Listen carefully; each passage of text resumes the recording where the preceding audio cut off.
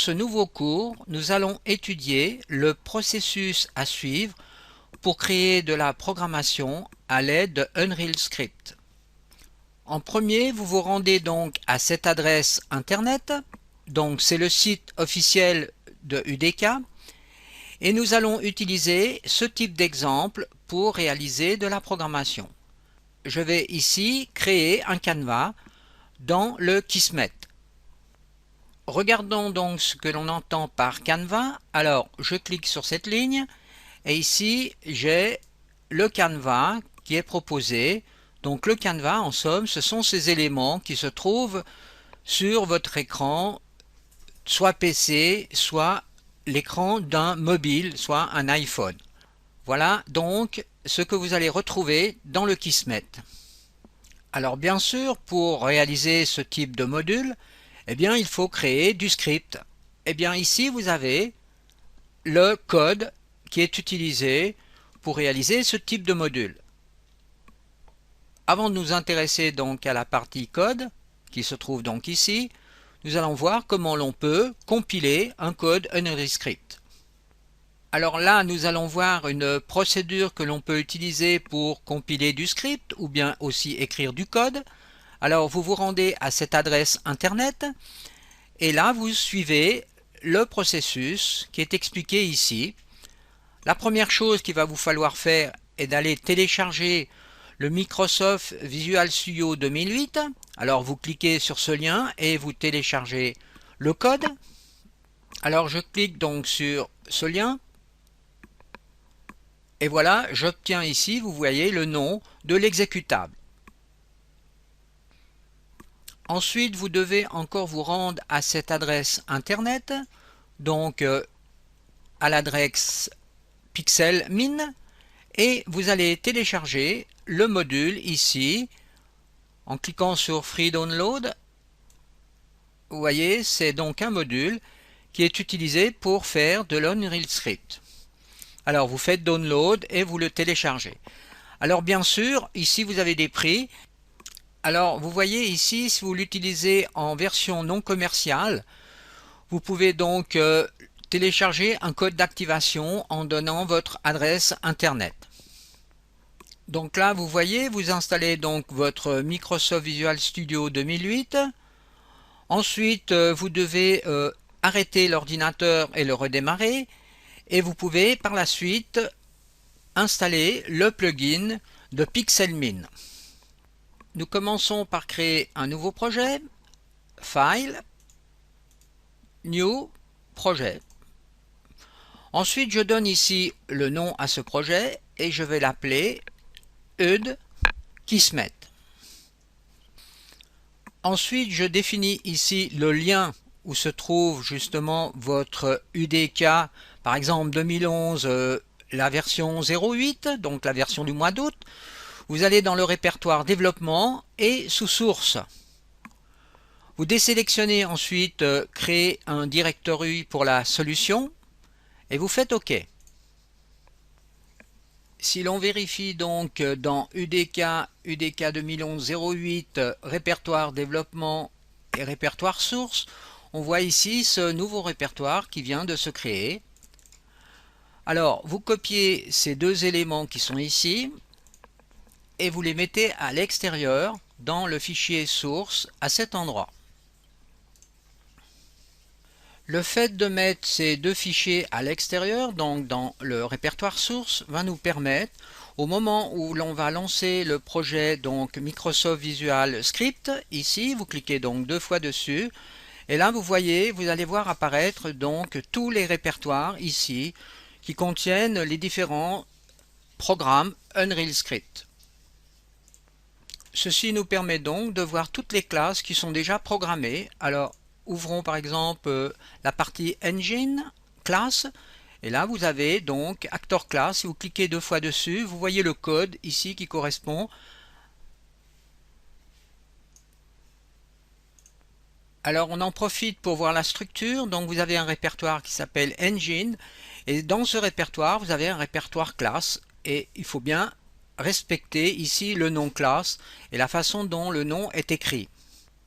Alors maintenant, il faut définir les propriétés donc de ce HUD Kismet. Alors vous allez sur HUD Kismet, bouton droit, propriétés, et là vous allez définir les chemins pour créer la compilation. Alors vous cliquez sur l'onglet Général, ensuite sur Target Game, vous allez définir une licence Unreal Engine 3. Vous voyez que vous avez d'autres types de licences, alors on utilise celle-ci pour l'instant. Ensuite ici on va définir le patch, le chemin, le pass, le chemin. Alors le chemin c'est dans UDK 2011-08 dans le fichier binaire.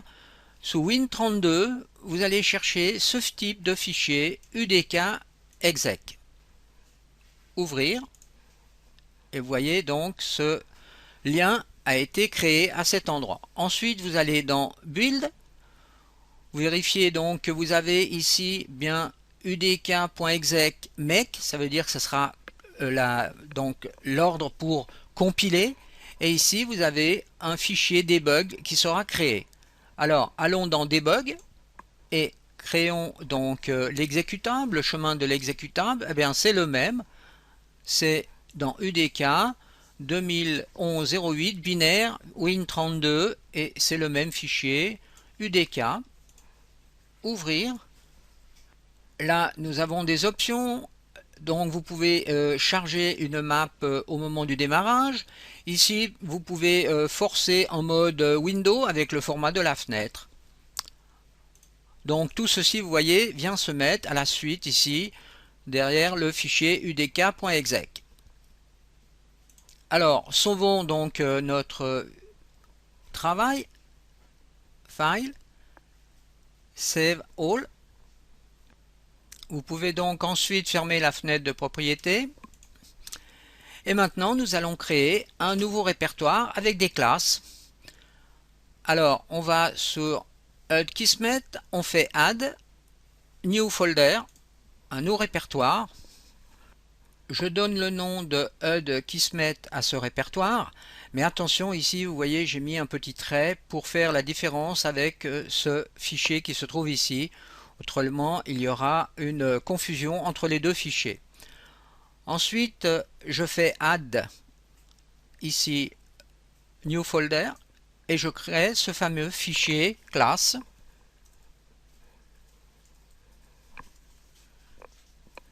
Si je retourne dans le répertoire, donc développement source, je vois ici le répertoire que je viens de créer. Donc je clique deux fois dessus, ici j'ai les classes. Et maintenant à cet endroit, je vais devoir mettre les Unreal Script, donc la programmation. Alors là, vous avez deux possibilités. Donc vous retournez à cette adresse internet. Et ensuite, vous voyez ici que vous avez les différents codes qui se trouvent à cet endroit. Donc vous pouvez copier-coller et mettre dans Visual Script. Donc il vous faudra mettre bien sûr tous les scripts qui sont ici. Ou bien alors, tout simplement, vous allez en bas de cette page et vous faites Download les fichiers. Vous copiez donc ces fichiers à cet endroit. Et ensuite, vous pouvez relancer le Visual Studio en cliquant donc ici. Et à ce moment-là, ça va rafraîchir. Vous voyez ici apparaître les classes. Voilà les différentes classes. Alors si l'on clique par exemple sur cette classe, ici vous voyez apparaître les lignes de code. Et la partie intéressante est ici, vous voyez cette classe est une extension d'un événement, donc un sequence event qui justement se trouve dans le Kismet. Alors si par exemple nous voulions créer une nouvelle classe, eh bien nous allons procéder de la façon suivante. Nous allons ici sous classe, add new item, et là on va choisir Kismet event et on va donner ici un nom. Alors je laisse ce nom par défaut et je fais add. Et là vous voyez j'ai créé donc une nouvelle classe sequence event 1 qui étend la classe donc sequence event qui se trouve justement affiché après comme module dans le Kismet. Je peux aussi supprimer donc cette nouvelle classe en faisant delete. OK. Alors File, Save All. Après avoir sauvé votre travail, je vous conseille donc de fermer le Microsoft Visual Studio et vous le relancez pour éviter d'éventuelles erreurs. Avant de lancer une compilation, il faut encore créer une configuration adéquate. Vous allez dans le répertoire configuration qui se trouve donc dans UDK Game configuration et ensuite vous ouvrez avec le bloc-notes le défaut engine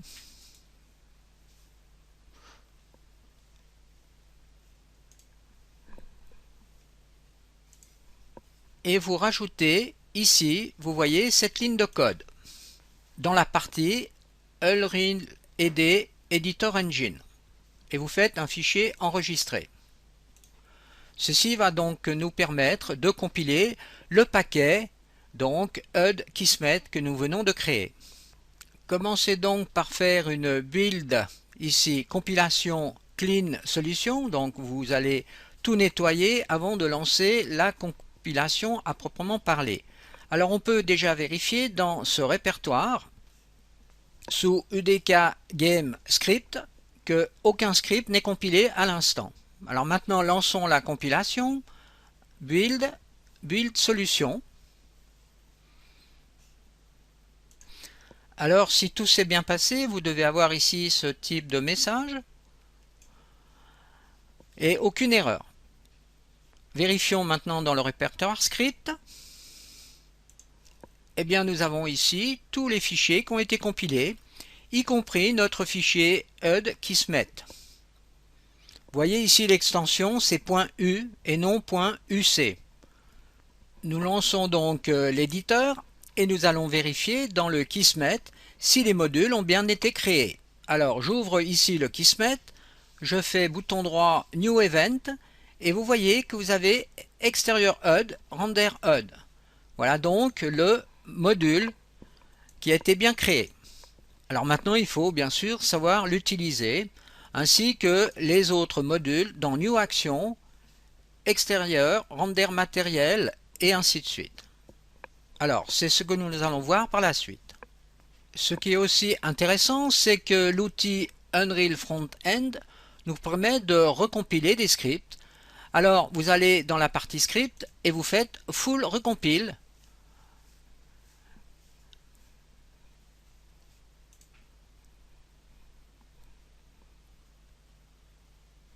Voilà, aucune erreur et aucune attention.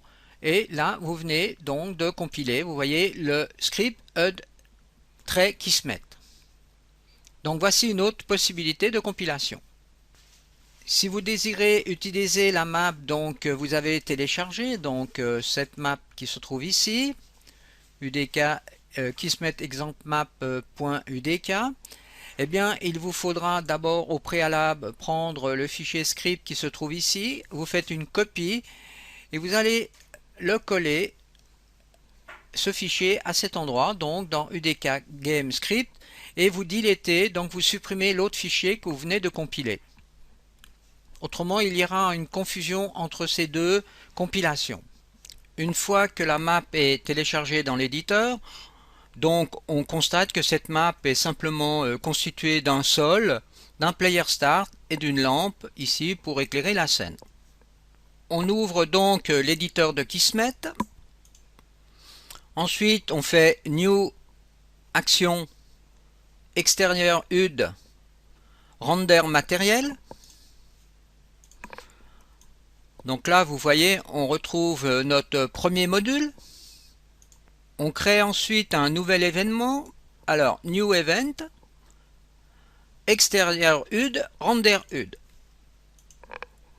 On connecte donc ces deux modules entre eux. Et ensuite, on va dans les propriétés du render matériel. Alors, vous développez ici le menu render matériel et sur cette ligne, vous attribuez le matériel que vous voulez. Alors, par exemple ici, il a été attribué ce type de matériel que l'on trouve dans le browser. Ensuite, dans le menu render texture, vous allez définir le format de l'image donc qui va apparaître sur votre écran et sa position.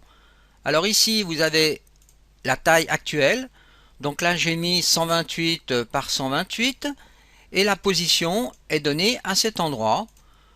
Donc en X c'est 512 et en Y c'est 256, en considérant que XY00 se trouve en haut à gauche de votre écran. Alors faisons un test. Je clique à cet endroit et voilà l'image qui apparaît donc à cet endroit sur votre écran. Escape pour sortir. Testons maintenant le render texture, New Action, render texture. Je coupe ici le lien de ce module et je fais cette connexion. Ensuite dans ce render texture, eh bien je vais appliquer une texture donc à cet endroit que je vais choisir dans le browser. Alors voilà, je choisis donc ce type de texture ici. Vous retrouvez donc dans les propriétés le format de l'image, donc 512 par 256 et sa position actuelle. Faisons un test.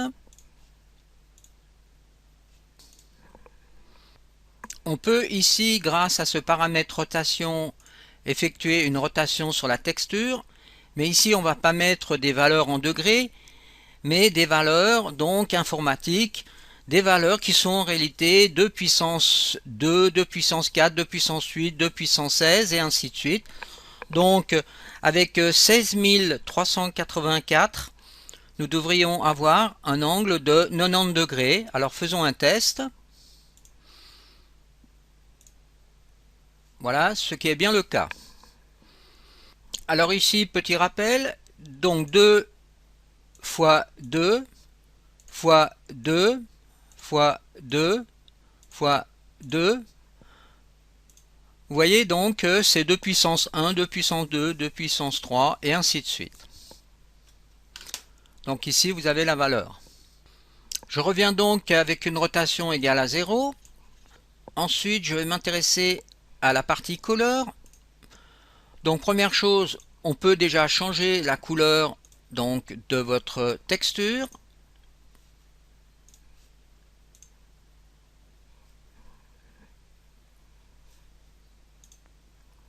Et ensuite jouer sur la transparence en agissant sur le canal alpha. Alors je vais mettre par exemple 60 et je fais un test.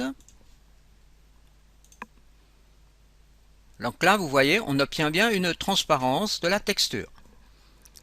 Testons le dernier module, New Action, Render Text. Alors j'ouvre les propriétés. À cet endroit, je vais positionner le texte sur mon écran. Ensuite, là, je définis la couleur. Sur cette ligne, j'indique le texte que je veux voir apparaître à l'écran. Alors, salut tout le monde. Ensuite, à cet endroit, je fais un alignement horizontal, donc sur le centre. Et puis, le vertical alignement au milieu. Donc, vous voyez les possibilités d'alignement. Maintenant, là, vous devez choisir bien sûr le type de fonte. Alors, regardons dans le browser. Voilà le type de fonte qui est utilisé ici. Effectuons un test. Voilà, tout fonctionne correctement. Salut tout le monde. Ce qui est pratique, c'est que l'on peut aussi informer le module RenderText donc du texte que l'on veut afficher, mais d'une autre façon, grâce à une variable string. Alors, je clique à cet endroit, je crée une nouvelle variable string. Je mets le nom par exemple de hello. Ensuite je reviens dans le render text et je fais attention ici que le texte a bien été supprimé. Ceci a l'avantage, c'est que l'on pourrait changer le texte en permanence grâce à cette variable dans le cadre d'une programmation. Alors, en résumé, si l'on revient donc sur cette page internet du site officiel, on voit que l'on a donc créé ce type de module qui est extrêmement pratique, avec donc la programmation en relation par rapport à ces modules. Donc là, vous avez toutes les explications en détail, et puis vous avez aussi les propriétés de chaque module qui sont donnés, ainsi que quelques exemples qui se trouvent ici. Donc là, on trouve différents types d'utilisation de ces modules que l'on peut associer les uns derrière les autres, qui vont nous donner des effets différents. Alors n'oubliez pas qu'à cet endroit en bas de la page, vous avez la possibilité de charger les fichiers sources. Alors nous allons maintenant étudier un nouvel exemple. Cette fois-ci vous revenez donc sur cette page principale et ensuite nous allons utiliser ce type d'exemple qui est la concaténation de deux strings, c'est-à-dire l'association de deux strings entre eux. Nous allons créer un module ici qui va nous permettre de faire l'addition de, voyez, deux strings différents. Mais cette fois-ci, nous allons utiliser une autre méthode pour compiler notre script. Nous allons utiliser ici le Context Editor qui va nous permettre, vous voyez, à cet endroit, de faire aussi de la programmation Unreal Script. Alors, vous vous rendez donc à cette adresse internet pour télécharger donc à cet endroit le module Context Editor. Ensuite, vous allez cliquer sur cette ligne pour faire apparaître tous les surligneurs disponibles avec cet éditeur. Alors, vous cherchez ici Unreal Script que vous téléchargez à cet endroit. Une fois que votre éditeur est configuré, vous pouvez donc ouvrir un fichier en faisant File, Open. Vous allez donc dans le UDK 2011-08, Développement, Source, Répertoire Engine et vous ouvrez le répertoire des classes. Alors cliquons par exemple sur Actor Class. Voilà donc le fichier Unreal Script qui est présent ici dans cet éditeur. Et vous voyez donc dans ce fichier Unreal Script l'efficacité du surligneur qui change la couleur par rapport si l'on a des variables ou bien des commentaires. Si par exemple vous voulez créer du code dans cette page, alors par exemple je mets ici un commentaire, par exemple ceci, test, vous voyez que le surligneur ici n'est pas actif. Il ne tient pas compte des couleurs, alors pour cela je dois aller à cet endroit, dans Tool, Set Highlight, et je vais sous Unreal Script 3. À ce moment-là, vous voyez, les couleurs apparaissent. Je retourne donc ensuite sur cette page internet, et je copie le code qui se trouve ici. Je vais donc faire un copier-coller de tout ce code. CTRL-C, CTRL-V. Voilà, le code est présent donc dans cette fenêtre. Le nom de la classe est donc présente à cet endroit. Et vous voyez, c'est une extension d'une séquence action dans le Kismet. Donc ce module apparaîtra dans le Kismet sous New Action, Divers et Concaténation des strings. Une fois que le code est créé, il va falloir sauver donc ce fichier Unreal Script. Alors pour cela, on va faire File, Save As. Ici, vous remontez donc dans Source et vous créez d'abord un premier répertoire. Ici, alors New Dossier. On va donner à ce nom de répertoire le nom suivant, Kismet String. Vous ouvrez ce dossier et vous faites un nouveau dossier classe. Et dans ce dossier classe, vous allez sauver votre fichier Unreal Script. Je donne donc ici le nom de la classe enregistrée. Alors pour effectuer donc une compilation, il faut encore configurer le fichier ici défaut engine. Et là, on doit rajouter donc un edit package. Après cette ligne, par exemple, vous rajoutez donc cette ligne de code, edit package Kismet string, et vous faites fichier enregistré.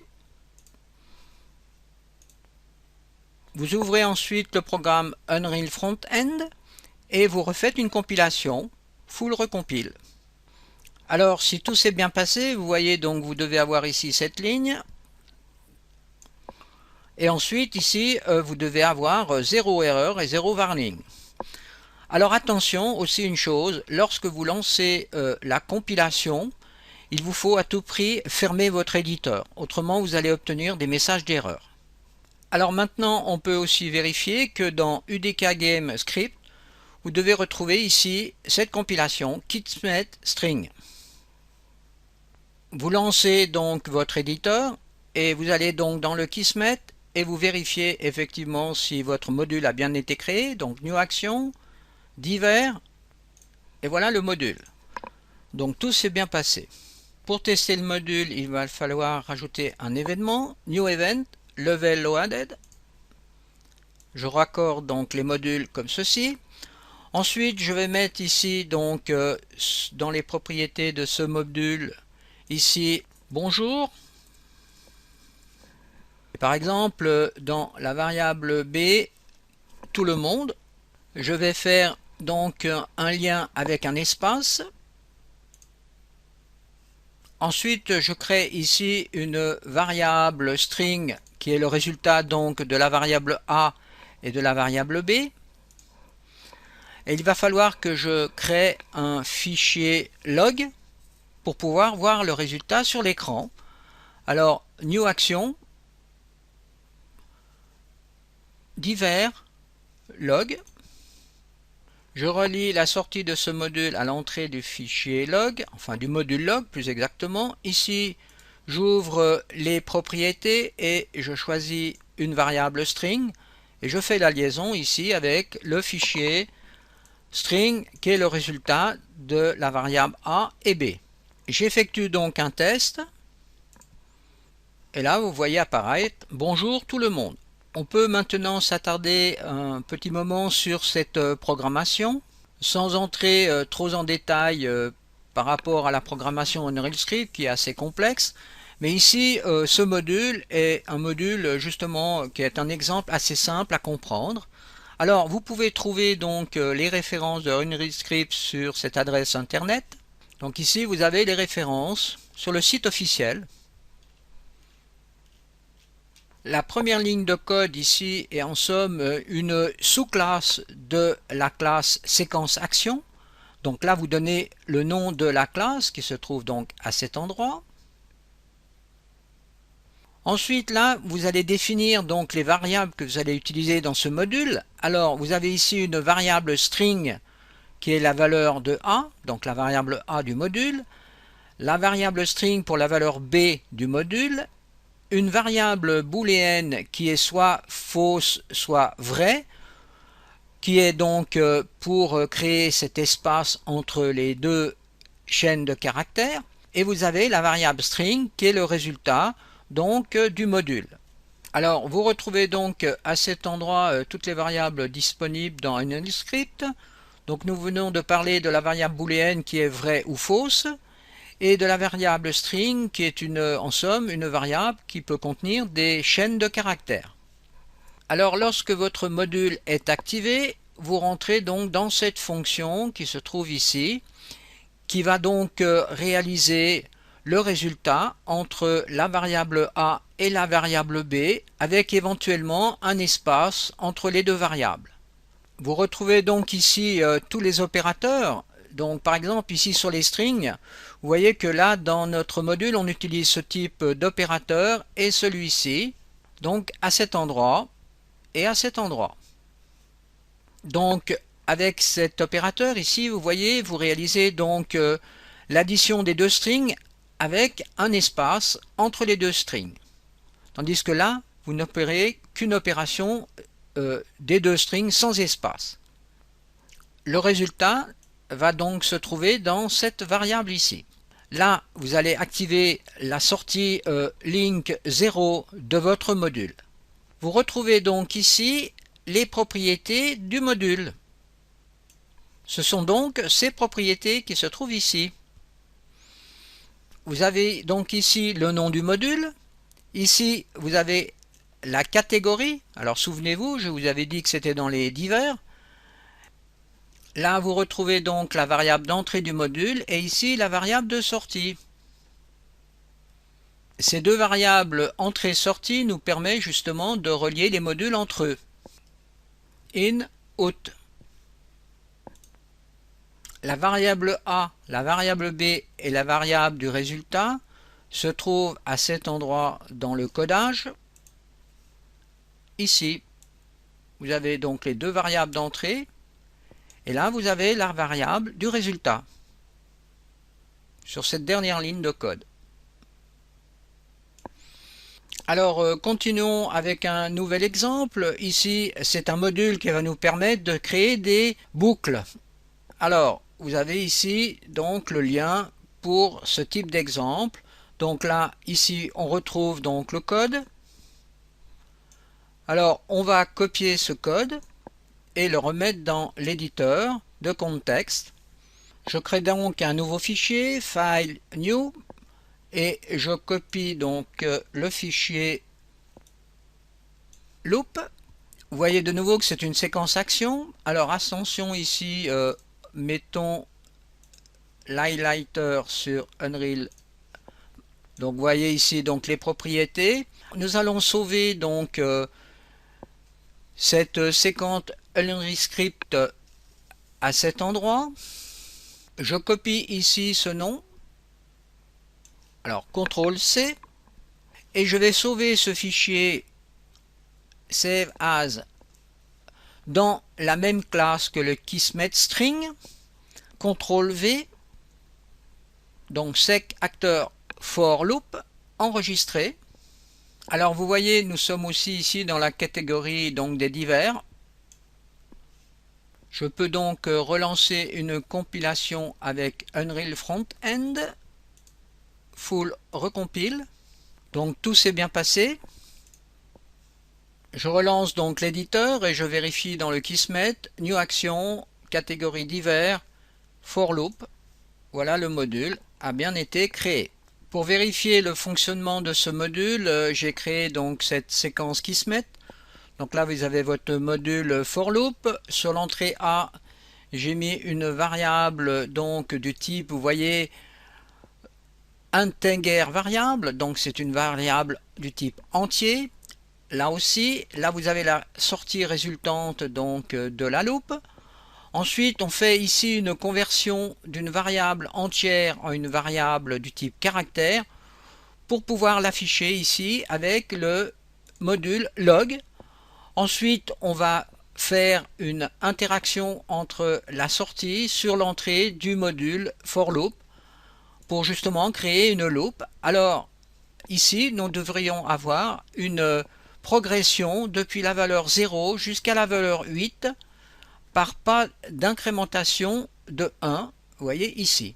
Alors faisons un essai, et là je vois 0, 1, 2, normalement je dois aller jusqu'à 10, vu que j'ai mis une butée, non plus exactement à 8.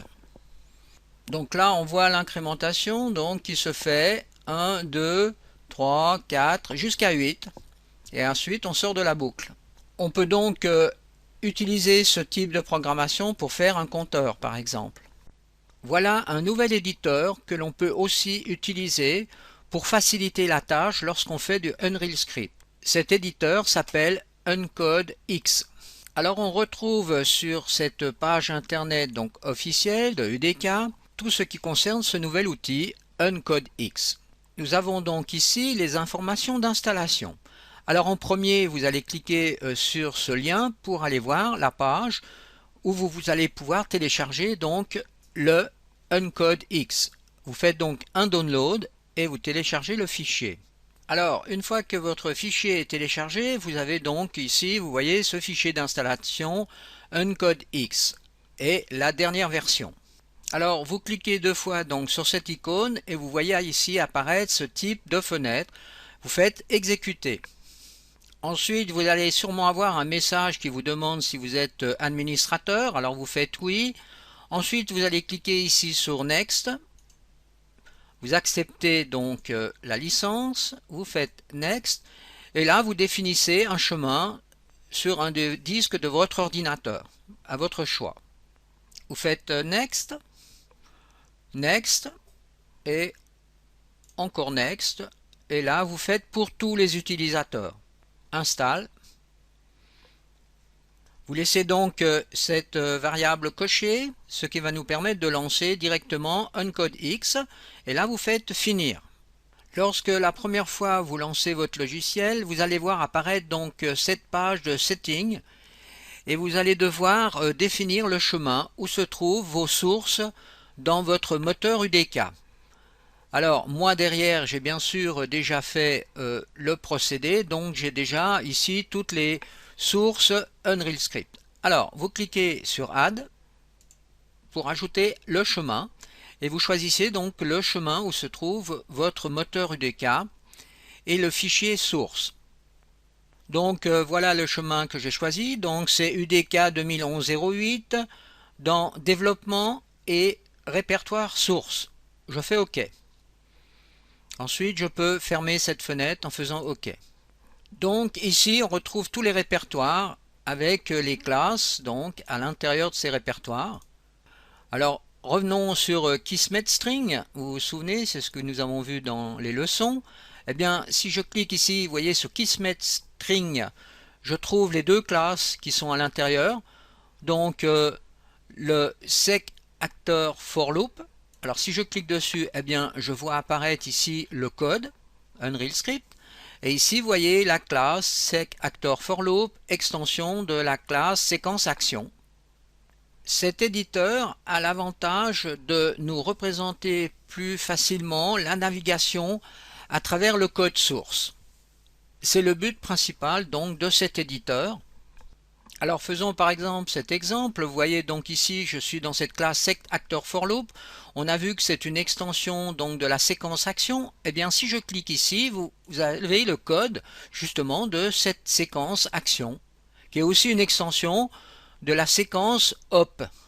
On comprend mieux avec cet éditeur la hiérarchie des classes. Cliquez par exemple sur Kismet.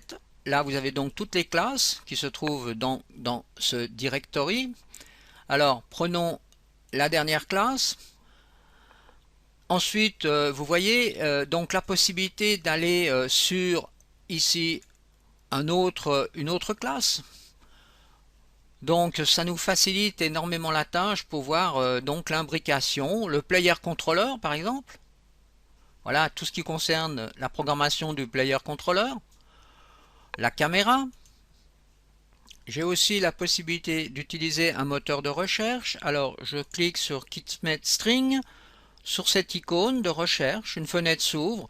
Je tape par exemple le nom de sec, je fais OK. Et voilà, ici vous trouvez le nom sec.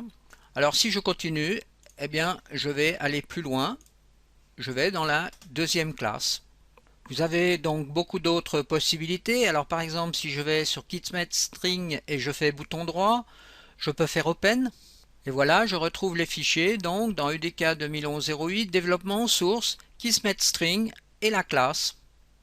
Je peux aussi, par exemple, regarder les propriétés de cette classe, alors bouton droit, Show propriétés,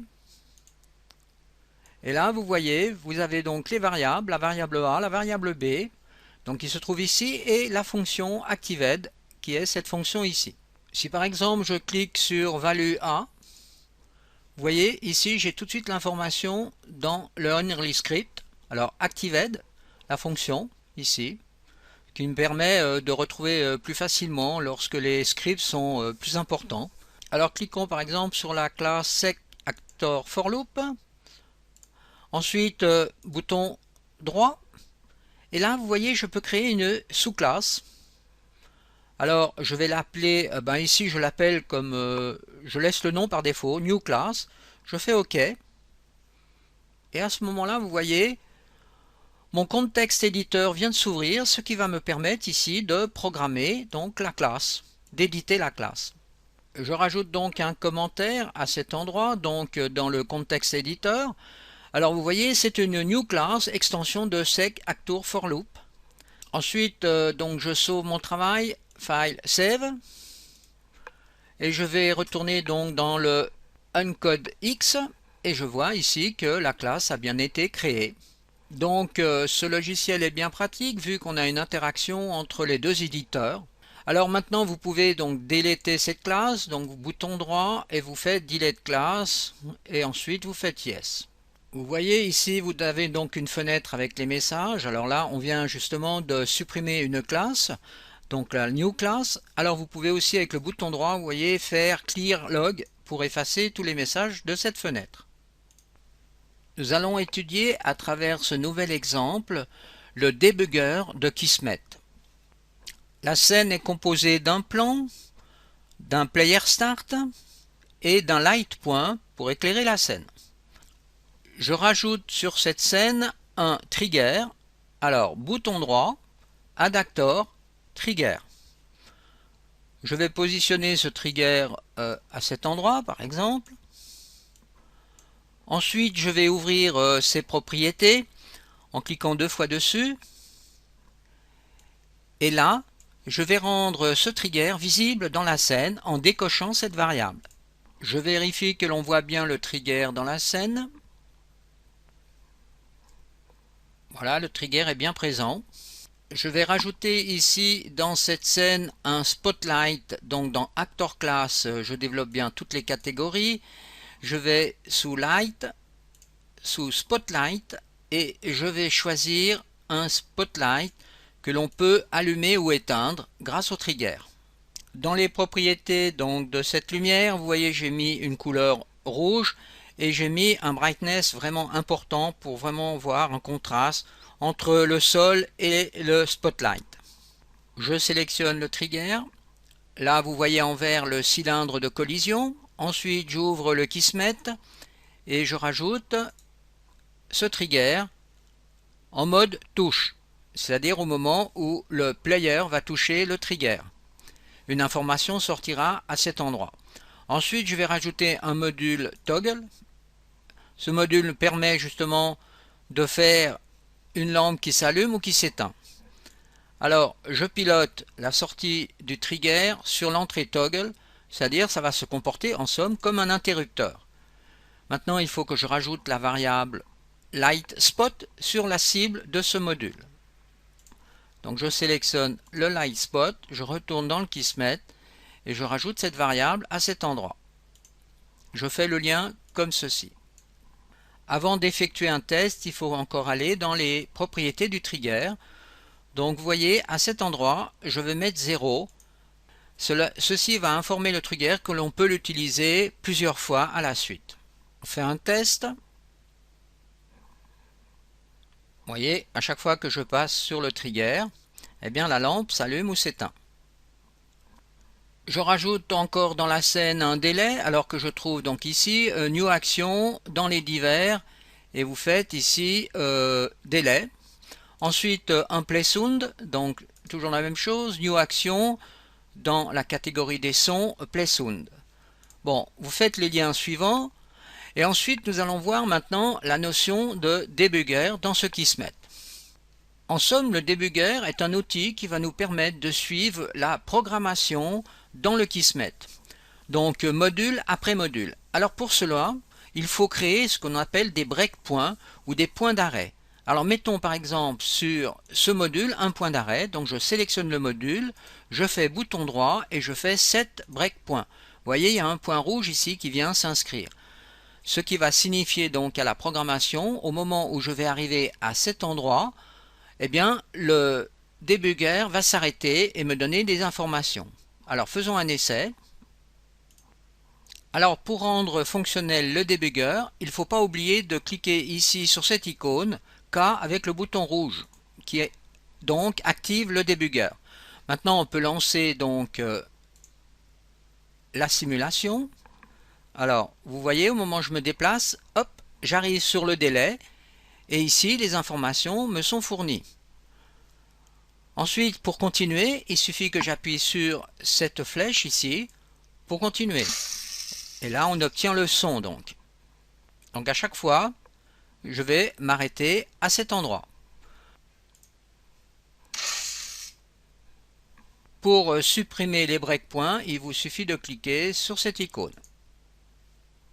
Je fais un nouveau test, cette fois-ci je rajoute un breakpoint à cet endroit, donc sur le module toggle.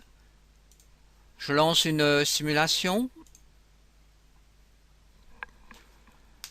Donc je me déplace. Je m'arrête bien donc sur le module toggle. Ensuite, si je veux continuer, vous voyez, vous pouvez ici cliquer pas par pas pour aller sur le module suivant, qui est symbolisé par cette flèche orange. Cet outil devient intéressant lorsque l'on crée un programme qui se mette assez conséquent pour lever certains bugs dans votre programme.